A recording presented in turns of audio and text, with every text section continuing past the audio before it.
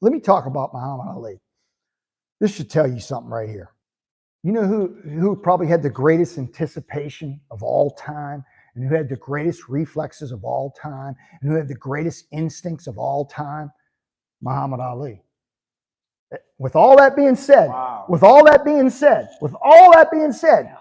do you know who got hit harder in the history of boxing? Is there anybody in the history of boxing? I'm going to tell you who got hit the hardest in the history of boxing. Muhammad Ali.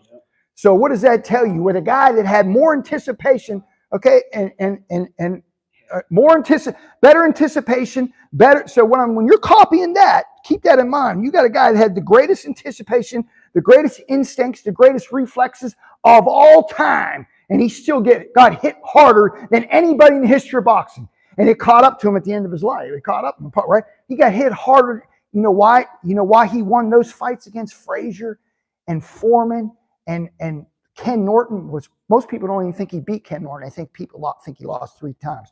Frazier, he lost the first time and he won the second too. But he got hit so hard in those fights. Do you know why he won those fights? Everything had to do with his heart and his chin. He had the greatest chin. He may arguably had the greatest chin in the history of boxing and the biggest heart, the heart of a lion. He was the fighter of all fighters, the ultimate warrior.